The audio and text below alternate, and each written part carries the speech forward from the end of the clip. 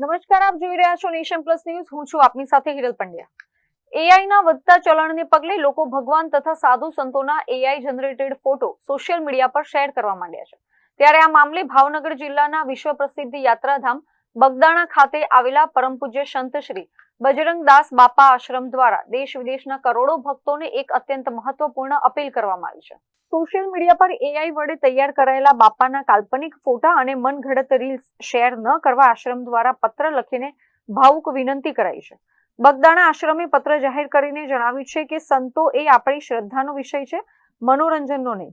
પૂજ્ય બજરંગદાસ બાપાએ પોતાના જીવનકાળ દરમિયાન ક્યારેય ચમત્કારોનો દાવો કર્યો નહોતો, પરંતુ હાલ સોશિયલ મીડિયા પર એઆઈના માધ્યમથી બાપાના ચહેરા અને સ્વરૂપને કાલ્પનિક રીતે રજૂ કરીને તેમની મૂળ છબીને વિકૃત કરવાનો પ્રયાસ થઈ રહ્યો છે. આવનારી પેઢી સુધી બાપાનો સાચો વારસો, સાચો ઇતિહાસ અને સનાતન પરંપરા પહોંચે તે માટે ભક્તોને માત્ર ઓરિજિનલ ફોટા અને સાચા વિચારોને જ પ્રાધાન્ય આપવા અપીલ કરાઈ છે. જે ભક્તોએ સોશિયલ મીડિયા પર આવા એઆઈ નિર્મિત ફોટા કે વિડીયો શેર કર્યા હોય તેને તાત્કાલિક હટાવી લેવા અને આશ્રમની અધિકૃત પરંપરા જ જાળવી રાખવા વિનંતી કરવામાં આવી છે. બગદાણાનો વિષયમાં તો મેં પણ જોયેલું, પરંતુ વાસ્તવિક રીતે મારી વ્યક્તિગત સોચ એવું છે કે સમાજની અંદર એઆઈ યાની કે ટેકનોલોજીનો ઉપયોગ થવો જોઈએ. મૂળ વસ્તુ કોઈ પણ ભગવાનના સ્વરૂપનું અથવા કોઈ પણ સંતોના, કોઈ પણ ગુરુદેવાના સ્વરૂપને જે વાસ્તવિક સ્વરૂપ છે એનાથી વિકૃત કરીને અથવા એનાથી વિપરીત સ્વરૂપ સમાજ સામે નહીં આવવું જોઈએ. સમાજને યથાર્થ ચિત્રણ હોવી જોઈએ એવું મારું માનવું છે.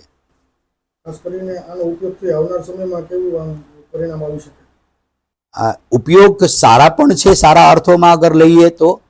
અને ઇલેક્ટ્રિક મીડિયા અથવા કોઈ પણ મીડિયાના મિત્રોને પણ હું એટલો આગ્રહ કરીને કહીશ કે આનો ઉપયોગ સહી દિશા તરફ થાય, માનવીયના હિતમાં થાય, સમાજને મૂળભૂત સ્વરૂપ, આવનાર પેઢીને જે મૂળભૂત સ્વરૂપ છે એનું મૂળભૂત સ્વરૂપનું વાસ્તવિક સ્વરૂપ એને દર્શન થાય યથાર્થ રૂપથી, એવું તો ખરું, એવું જરૂરી ખરું.